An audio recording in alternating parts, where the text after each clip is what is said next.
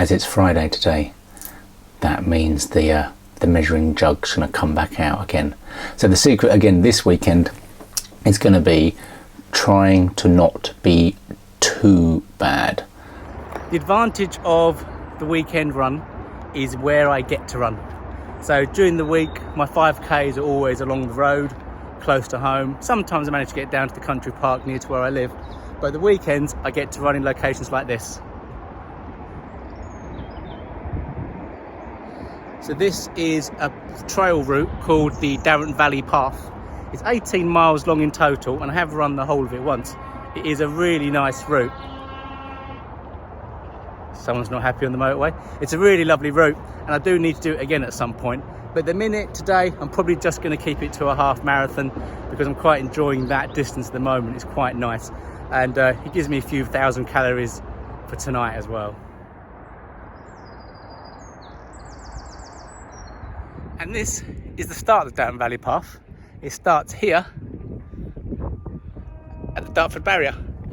Now basically, if you're running the Darren Valley Path, it's a bit annoying where the start line is because it's in the middle of nowhere.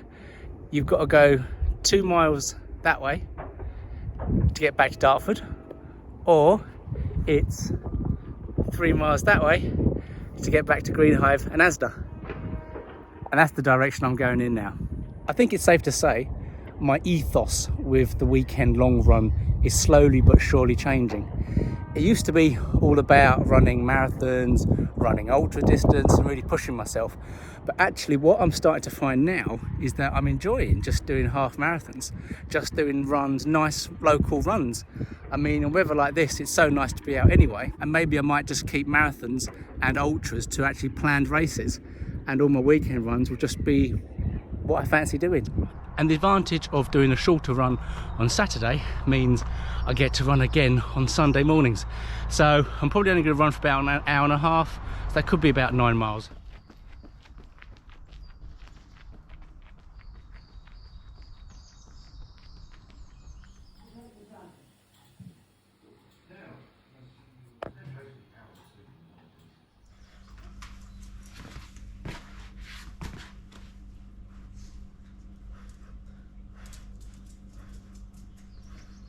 So the advantage of now doing my long run over both days at the weekend, I think also is quite good from a I don't know, from a weight loss perspective, because rather than doing one massive bit of exercise and burning off 5,000 calories, by splitting it up, I think it actually takes the edge off how I eat at the weekend as well. So at the end of this weekend, again, my weight's looking very good.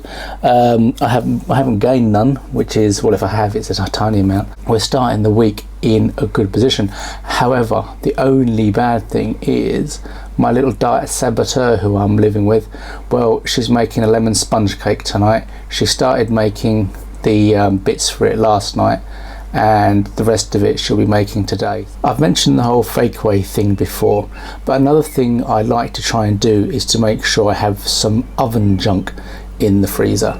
So in terms of the weekend just gone, where we was having a drink and I was good, I didn't go for that takeaway of Chinese starters and stuff. No, instead I went to the freezer, I took out a packet of frozen corn southern fried bites and a pack of scampi bites, whacked them in the oven, loads of light mayonnaise, salted. That was the alcohol snack salted, and it worked really well. And that's another tip, that yes, the fakeaways are good if you want to be good and have a fakeaway meal, but if you're in that point where you're having your alcoholic beverage and when you're going to be a little bit more weak and susceptible to ordering a takeaway, just by having some high calorie, fatty, greasy things in the freezer can be good as well. I mean, yes, it's high calorie, but again, in the grand scheme of things, it's less calories in the takeaway, and it's about probably £40 cheaper than a takeaway. So that's another little tip.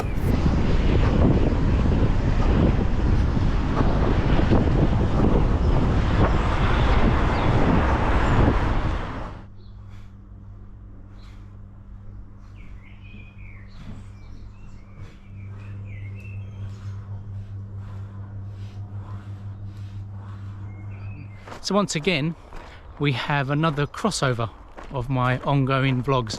So tonight I am car camping.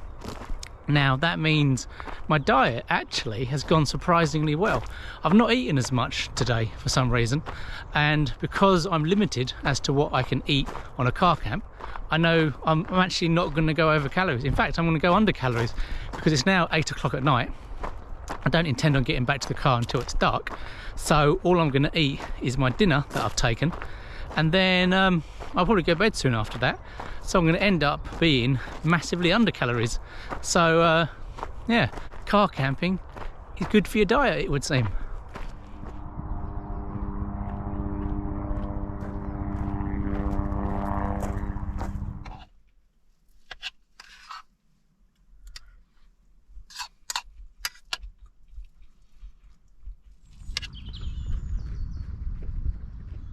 So clearly this is going to help my weigh day tomorrow, doing a decent sized run the day before. But to be honest, I think my weight was going to be very good tomorrow anyway.